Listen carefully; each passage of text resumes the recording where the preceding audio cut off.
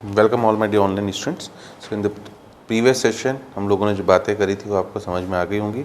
हम लोगों ने सॉलिड लिक्विड का फेस चेंज ऑफ स्टेट देखा था, as well as chemical reactions हम लोगों ने स्टार्ट कर लिया था, जो अपने आप में second most important after ideal gas. ये मैं बार बार बोलूँगा आपसे, और मैं उम्मीद करता हूँ कि केमिकल रिएक्शंस के चारों पैरामीटर्स कैसे निकालने हैं हमें वो आपको थ्योरेटिकली तो आ गया होगा समझ में।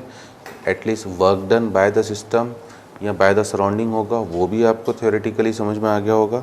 और हमने सेशन को वहाँ रोक ही इसलिए दिया था बेटा, ताकि हम लोग अब कुछ न्यूमेरिकल क्वेश्चंस आपके इस सेशन में देखें और फिजिकल चेंज के साथ इसको वाइंड अप करने की कोशिश करें। ठीक है, चलिए। तो आज का इनडायरेक्टली सेशन एक प्रॉब्लम सॉल्विंग सेशन है और फिजिकल चेंज को देखना है, अच्छे अच्छे क्वेश्चंस कर लें। तो हमसे बोल रहा है कि है ना, हीट ऑफ कंबशन। अब पहला क्वेश्चन में पूरा लैंग्वेज वाला लिख रहा हूँ। Heat of combustion of benzoic acid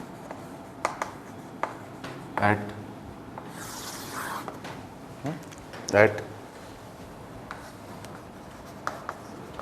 constant pressure. Heat of combustion of benzoic acid at constant pressure is minus 750 kilojoule पर मोल एट 27 डिग्री सेल्सियस। ठीक है, आपसे कह रहा है calculate heat of reaction at constant volume.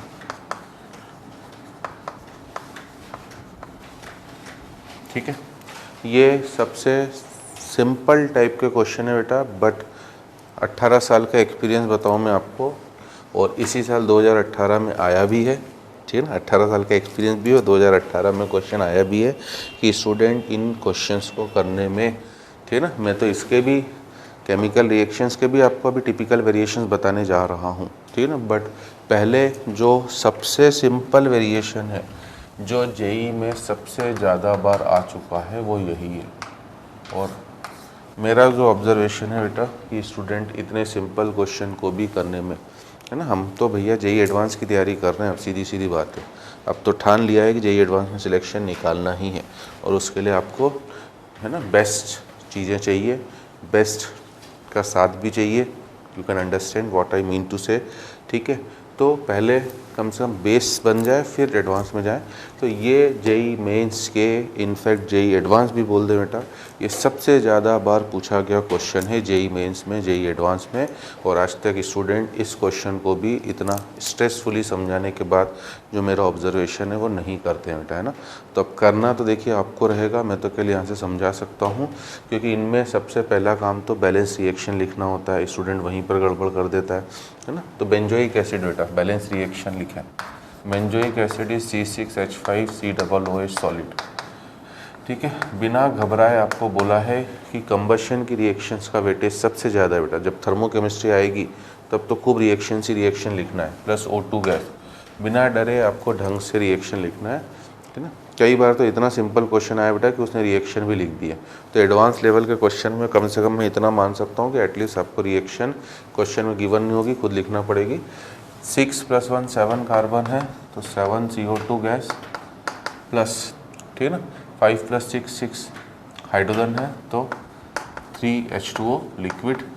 आपसे लास्ट सेशन में ही मैंने बोला था, हम लोगों ने एक अच्छी टेक्निक लगा भी दी है कि एक सेशन में हम थ्योरेटिकली नॉलेज ले रहे हैं और अगले सेशन में फिर उसे अप्लाई करना सीख रहे हैं।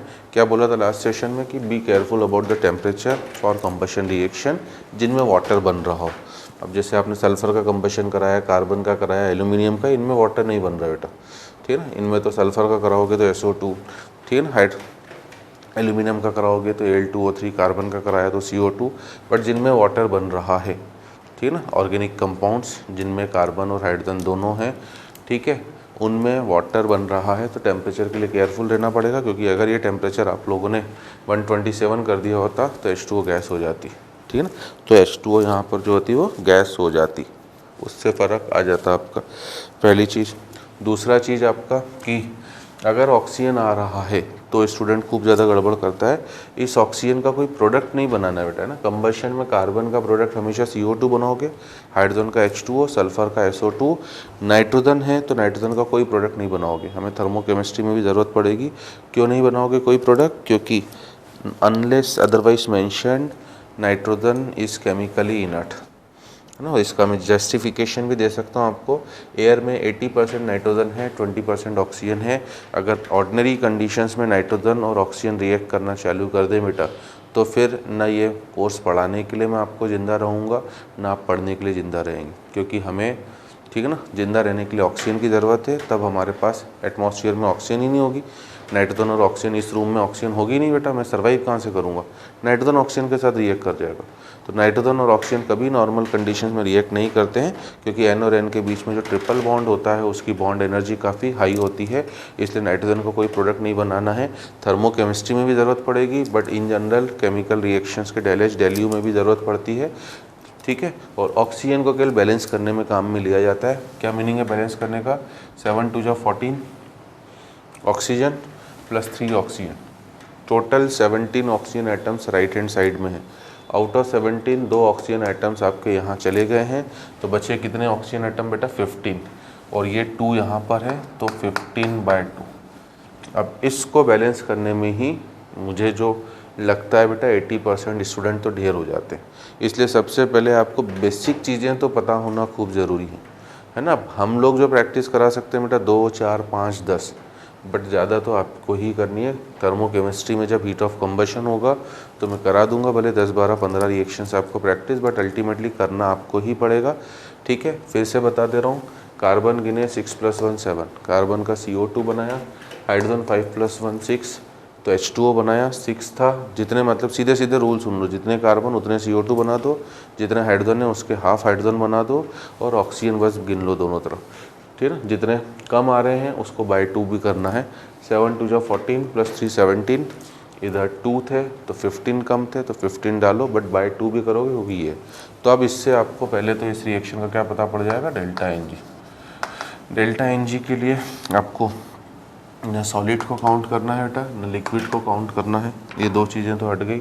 तो आपको केवल प्रोडक्ट में गैशियस मोल्स मतलब 7 और माइनस रिएक्टेंट में गैशियस मोल्स मतलब 15/2, तो आप बोलोगे ΔNg जो हो गया -1/2।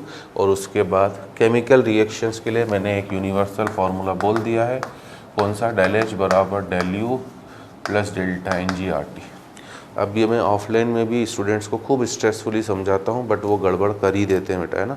इसलिए रिक्वेस्ट कर सकता हूँ मैं यहाँ से, heat of combustion of benzoic acid eight constant pressure देने का मतलब है, एट कांस्टेंट प्रेशर देने का मतलब है, ये किसकी वैल्यू हो गई बेटा? बार बार बोला था कांस्टेंट प्रेशर, क्या बोला था कि केमिकल रिएक्शंस के लिए 2 पैरामीटर तो डायरेक्टली क्वेश्चन में गिवन ही होंगे, मैं आपको बता ही चुका हूँ बेटा, है ना, ठीक है। Q हमेशा गिवन होगा। अब वो कांस्टेंट प्रेशर वाला है तो ΔH हो गया, कांस्टेंट वॉल्यूम वाला है तो ΔU। और 99% क्वेश्चन में केमिकल रिएक्शन के क्वेश्चंस यही आए हैं कि आपको पहले रिएक्शन लिखना पड़ेगी बेटा, और एक से दूसरा निकालना पड़ेगा, कभी ΔH से ΔU, कभी ΔU से ΔH, ठीक है। तो इधर तो आपने ΔH को लिखा -750 = ΔU।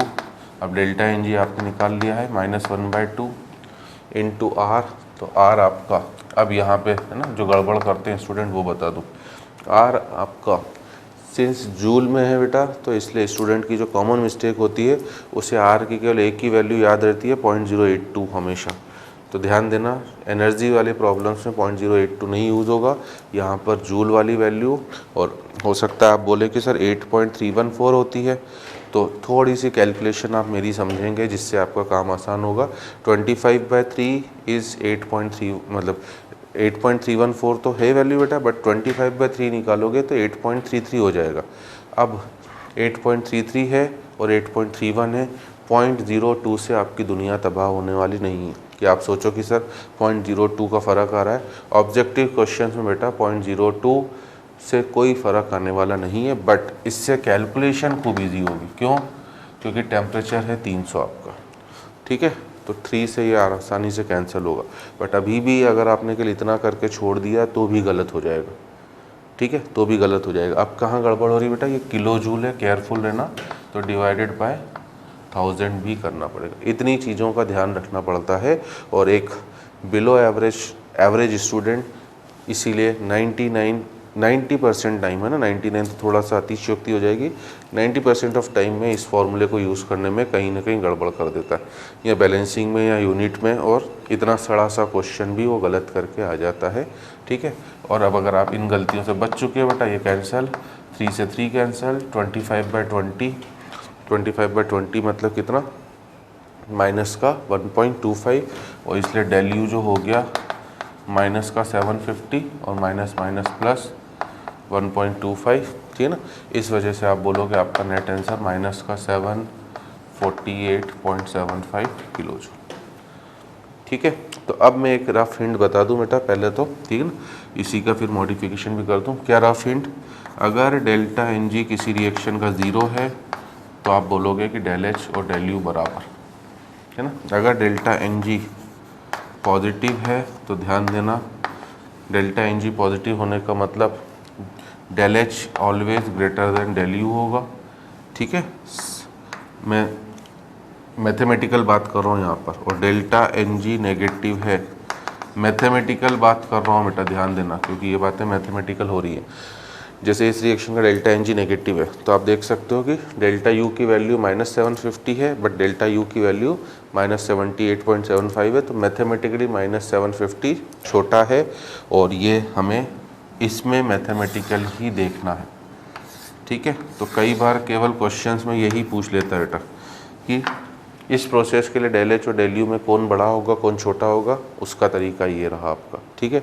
दूसरा हिंट ध्यान देना जो अपने आप में फिर से इम्पॉर्टेंट है, दूसरा हिंट ध्यान देना जो अपने आप में फिर से इम्पॉर्टेंट है, वो है कि del H minus delta U का डिफरेंस है delta N G R T.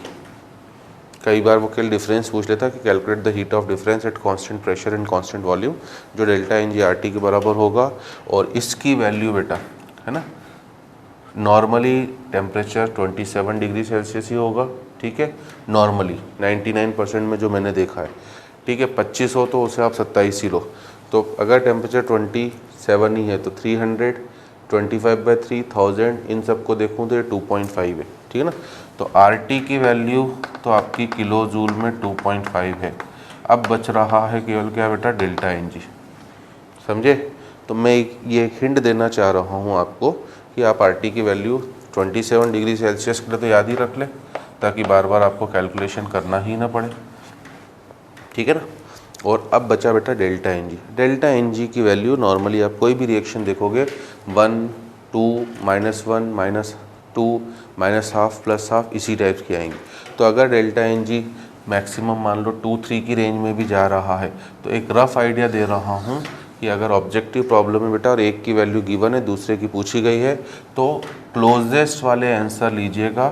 Closest से मेरा मीनिंग है जिनमें डिफरेंस केवल अप्रॉक्सीमेटली 5-10, मतलब 0 से 10 बोल दे चलो, मैक्सिमम में डेल्टा एन जी को 4 भी ले जाऊँ तो 2.5 × 4 10 न्यूमेरिकल वैल्यू में 0 से 10 का डिफरेंस हो, वो प्लस साइड में हो या माइनस साइड में। तो ये दो चीज़ें ध्यान रखने से आपकी एक तो कैलकुलेशन ट्रिक को भी मैं समझा रहा हूँ थोड़ा सा जल्दी कैसे करना है, और ये दो चीज़ें ध्यान रखने से आपका काम आसान हो जाता है। ठीक है ना।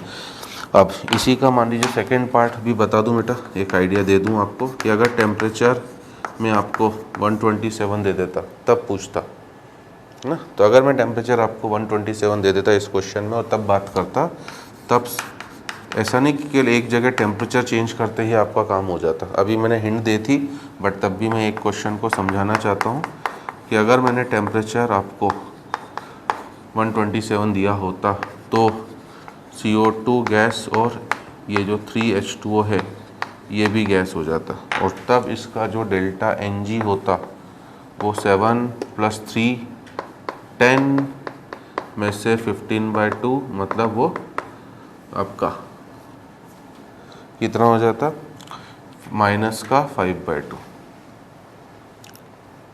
आगे बात समझ में। तब ये 3H2O लिक्विड की जगह ये 3H2O भी गैस हो जाता। ठीक है ना। तो तब आपका ये -5/2 हो जाता सीधे सीधे आपके। ठीक है ना। माइनस, सही कह रहा हूँ, सॉरी गलत कर देना, प्लस का 5/2 हो जाता, ठीक है ना, वो एक मिस्टेक हो गई। तो ये एक तो चेंज डेल्टा एन जी में भी आता है ना। स्टूडेंट की आदत क्या होती है, जैसे मैं ऑफलाइन में जो चीज़ें मैं ऑफलाइन में कराता हूँ बेटा, वो मैं चीज़ें ऑनलाइन में आपको समझाना चाह रहा हूँ कि मैं सीधे टेम्परेचर चेंज करके 27 का 127 करता हूँ, स्टूडेंट बस धड़ से यहाँ 400 लिख के सॉल्व कर देता है, तो वो गलत है। डेल्टा एन जी भी चेंज होगा और फिर ये फार्मूला यूज़ होगा, -750 इक्वल्स टू डेल्टा यू, इसमें अब 5/2 आएगा, 25/3 आएगा और ये आपका 400 आएगा बाय 1000, समझे। 2 से आपने इसे 200 करा, कैलकुलेशन एक बार और बता दूं, 5 × 200 1000 ये भी गया, और 25/3 को 8.3 लिख के आपका डेल्टा यू अब -750 प्लस 8.3 मतलब माइनस का 741.7, ठीक है। इज इट क्लियर, है ना, सॉरी गलत कर दिया ना, देखो इसलिए कह रहा हूँ, देखो कॉन्सेप्ट क्लियर होंगे तो मज़ा आएगा। क्यों गलत कर दिया, डेल्टा एन जी पॉजिटिव में मैंने क्या बोला, न्यूमेरिकल वैल्यू डेल्टा एच की, मतलब मैथमेटिकल है ना, तो ये ऐड होना था और मैंने जल्दबाजी में क्या कर दिया बेटा, माइनस, तो ये माइनस का 758.3 किलो जूल होगा, ठीक है। चलिए अब ये तो सिंपलेस्ट टाइप का क्वेश्चन बताया बेटा, बट अब थोड़ा सा लेवल बढ़ा के 2 क्वेश्चन और बता दूं, ठीक है ना। एक रिएक्शन गिवन है, अब एडवांस लेवल पे जा रहे हैं बेटा। 5A gas plus 3B gas will give you 4D gas plus 2C liquid, और इसका डेल्टा एच दिया है आपको -30 किलो जूल पर मोल। सबसे पहला तो कन्फ्यूज़न बता दूं बेटा, स्टूडेंट को ये पर मोल का मीनिंग ही नहीं समझ में आता है।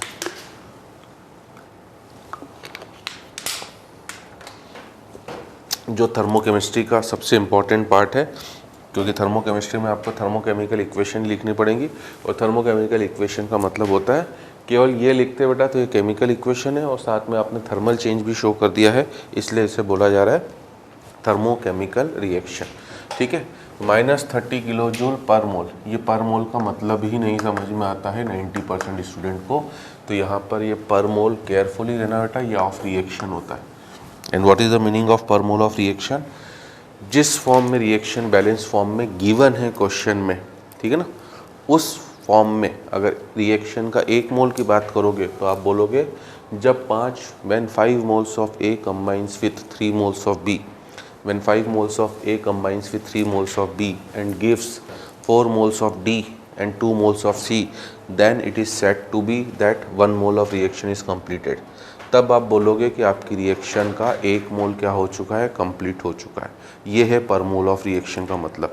रिएक्शन के 1 मोल कंप्लीट होने का मतलब A के 5 मोल ख़त्म हो जाए, B के 3 मोल ख़त्म हो जाए, C के 4 मोल बने, सॉरी D के 4 मोल बने और C के 2 मोल बने, इसे पर मोल ऑफ रिएक्शन बोला जाता है। तो सबसे पहले तो पर मोल ऑफ, केवल क्योंकि क्वेश्चन में पर मोल ही लिखा हुआ मिलेगा तो ये बैठा लें, ठीक है। अब देखिए क्वेश्चन क्या मैं बना रहा हूँ, अच्छा, और अच्छा क्यों बोल रहा हूँ वो आपको समझ में आ जाएगा। फाइंड डेल्टा यू, है ना, मैं बार बार, है ना, क्वेश्चंस में डेल्टा यू लिखा हुआ नहीं मिलेगा बेटा, क्वेश्चंस में हमेशा लिखा हुआ मिलेगा heat exchange at constant volume, क्योंकि वो आपको कंफ्यूज भी करना चाहता है। अब मैं कम से कम उतना समय अपना बचा रहा हूँ, आपका भी मेरा भी। Calculate delta U when 1.2 moles of, है ना, when 1.2 moles of B react with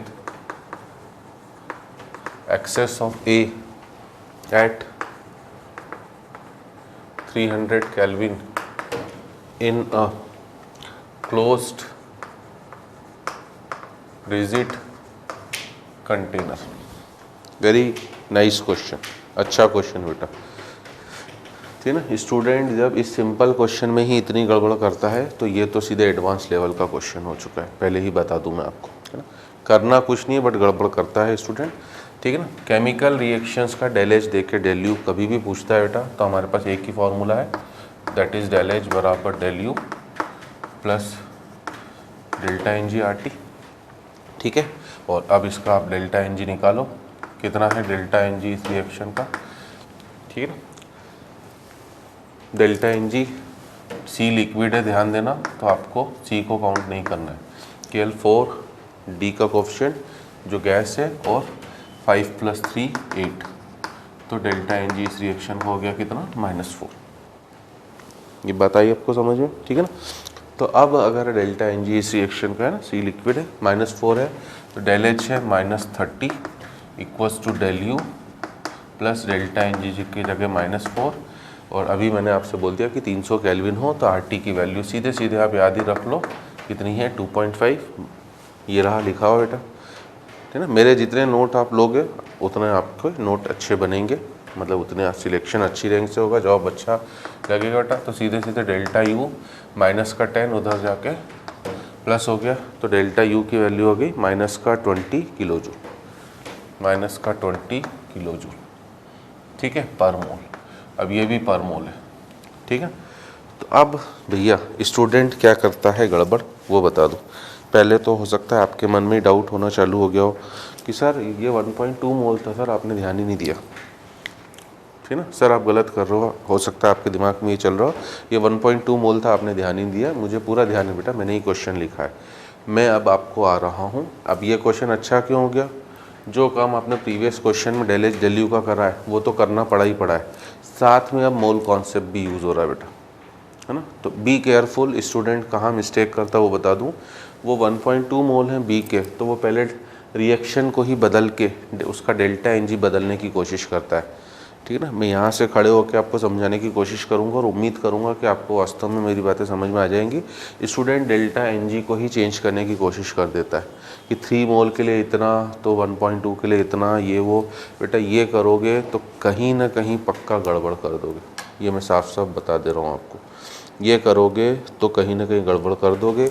इसलिए कभी एडवांस लेवल के क्वेश्चन में, क्योंकि डेल एच डेल यू का क्वेश्चन आना ही है और उसमें मोल कॉन्सेप्ट का वो तड़का लगा दे, तो कुछ नहीं करना है आपको, पहले जो नॉर्मल पर मोल के लिए निकालते हो वो निकालो। अब आखिरी में जो फाइनल आंसर होगा आपका उसमें चेंज करो, जो फाइनल आंसर होगा उसमें चेंज करो। ये -20 होता, और बी केयरफुल इसमें है ना, डेल्टा यू पूछा, अच्छा हीट एक्सचेंज बोलता तो हो सकता है आंसर प्लस वाला दिया होता, तो गलत नहीं मानते ना। ये जो -20 है बेटा, अब यूनिटरी मेथड आखिरी में लगाओ।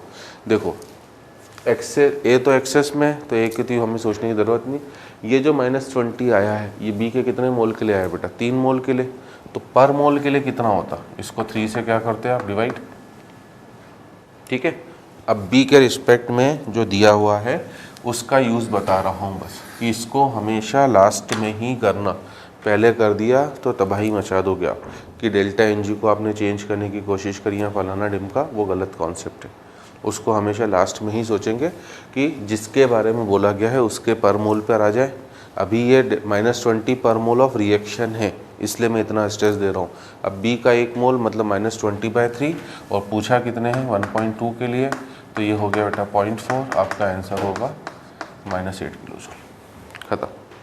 तो it's this final part is very very important, कि स्टार्टिंग से अपना जी का जंजाल ना बढ़ाए, ठीक है ना। मान लीजिए इसी क्वेश्चन का पार्ट 2 अगर मैं कर देता, कि अभी तो बी एक्सेस में, मान लीजिए अब मेरा क्वेश्चन होता है कि डेल्टा यू ही निकालो, ठीक है ना। व्हेन मैं क्वेश्चन दे रहा हूँ आपको, 2 moles of A reacts with 2 moles of A reacts with आपका कितना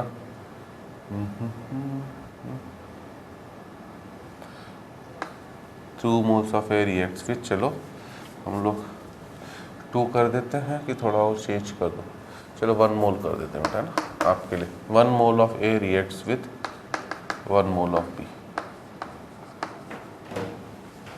तब अभी तो ए एक्सेस में था बेटा, तो आपको केवल बी से सोचना था। अब अगर दोनों के आ जाए, तो पहले तो मोल कॉन्सेप्ट ऊपर ही लग चुका है, बट अगर दोनों के आ गए तो फिर आपको ये डिसाइड करना पड़ेगा कि आखिर लिमिटिंग रिएजेंट कौन है, क्योंकि आखिरी वाले पार्ट के लिए किसके कोफिशिएंट से डिवाइड होगा और किसके मोल से मल्टीप्लाई होगा, ठीक है।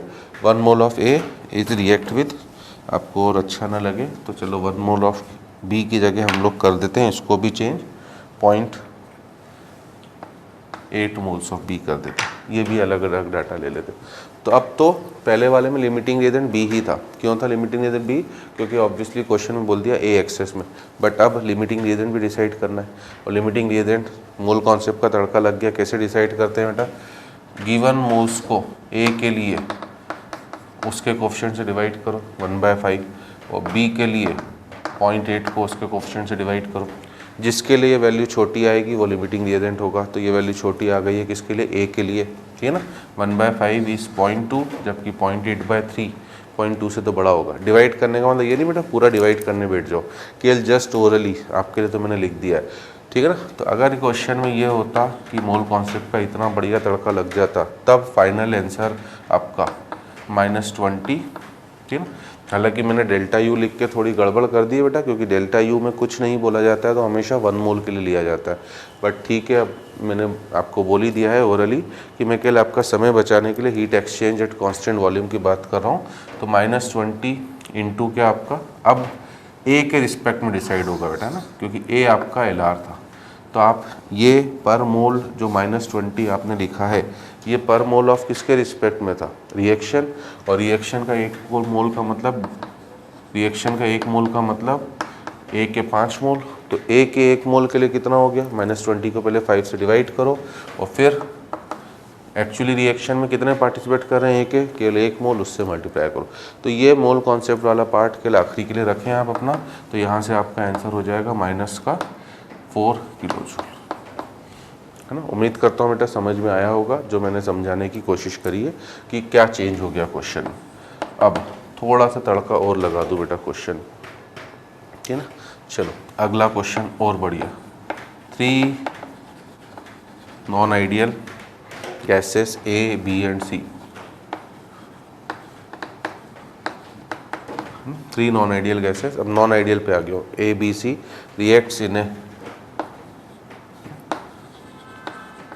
reacts in a closed rigid container, है ना, closed rigid container of volume 1 liter at 300 kelvin, ठीक है। ये आपको इन्फॉर्मेशन दी। अब आगे बोल रहा है बेटा pressure of system increases from 5 bar to 10 बार, 5 बार से 10 बार तक बढ़ गया। when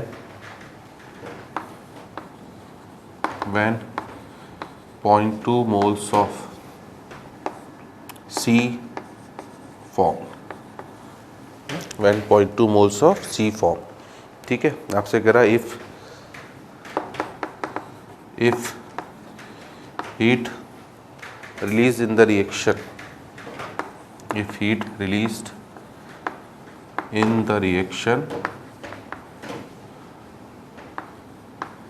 when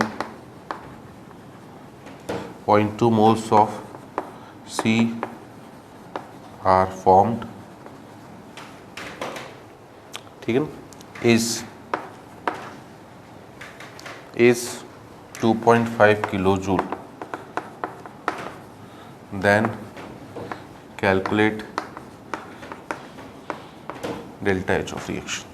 और रिएक्शन आपको गिवन है बेटा ना, रिएक्शन गिवन है 2A गैस गिव्स के आपको 3B gas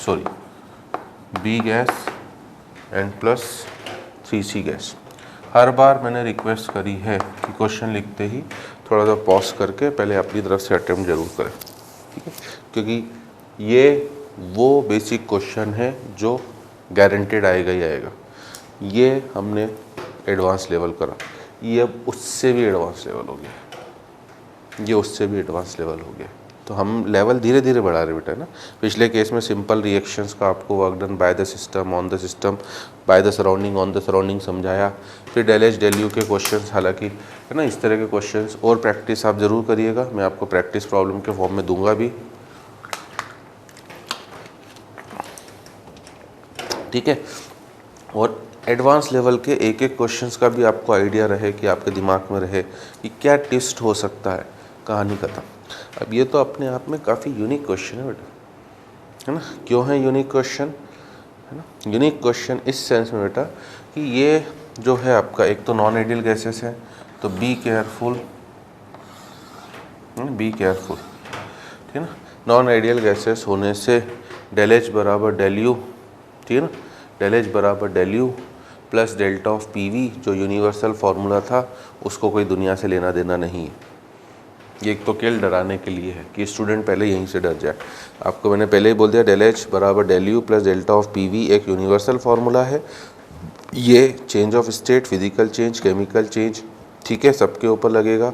ideal gas, real gas, solid, liquid, सबके ऊपर, ठीक है। और अगर केमिकल रिएक्शन जो नॉर्मल कंडीशन है बेटा हमारी, ठीक है ना, बस यहाँ पर एक चीज़ ज़रूर चेंज होगी।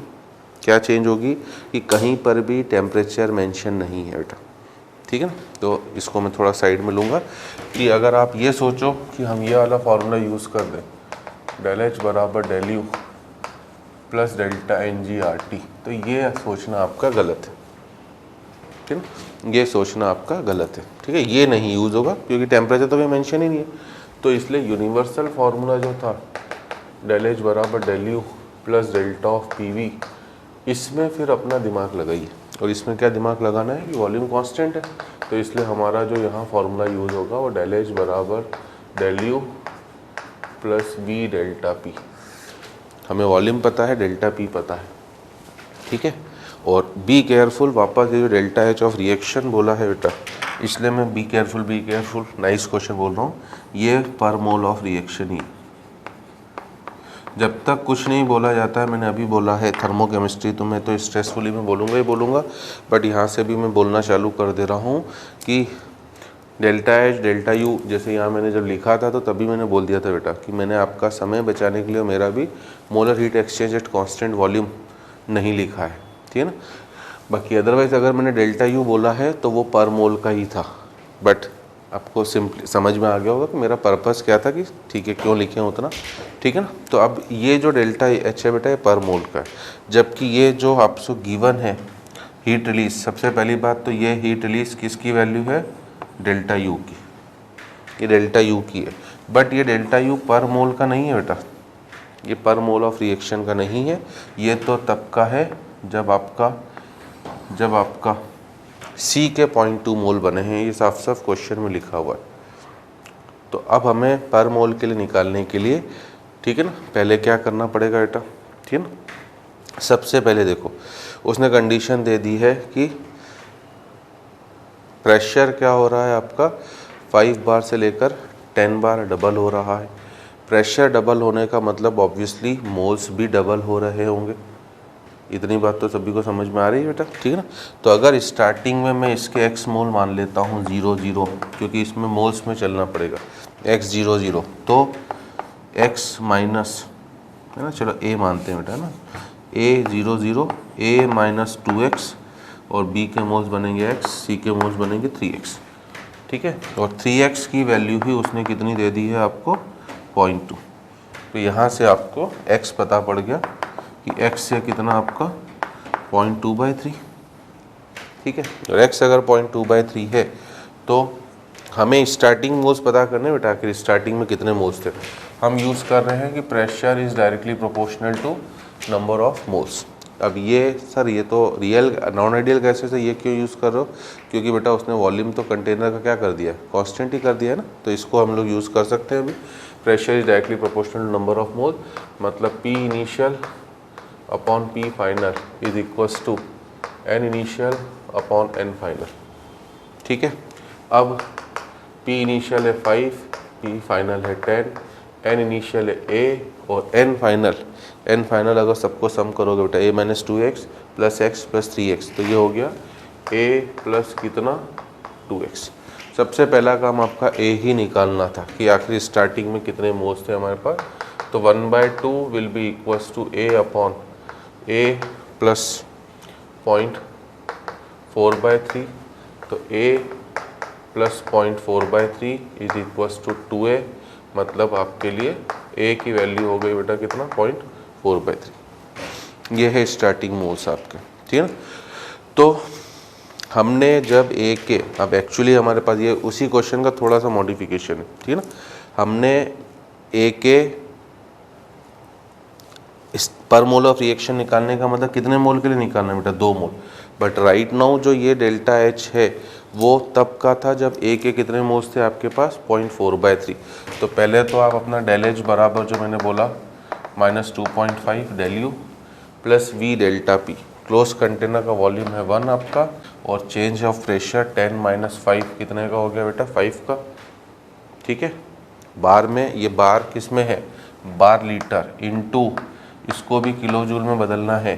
तो 1 बार लीटर इक्वल्स टू होता है 100 जूल, किलो जूल में बदलोगे तो 0.1 किलो जूल, ठीक है। तो माइनस का 2.5 प्लस 0.5 मतलब -2 किलो जूल।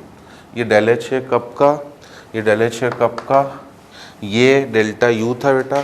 दूसरी चीज़ मैं बताना भूल गया कि माइनस क्यों लिखा है, माइनस इसलिए लिखा है क्योंकि हीट रिलीज साफ साफ बोला है उसने, है ना, heat release in the reaction. तो इसलिए ये सब चीज़ें भी ध्यान रखना है साइन रखते वक्त। और ये डेल्टा एच है तब का जब 0.2 moles of C R form, और 0.2 मोल्स ऑफ सी फॉर्म्ड होने का मतलब स्टार्टिंग में आपने ए के कितने मोल्स लिए बेटा 0.4/3 मोल्स ऑफ ए, यस और नो, ठीक है।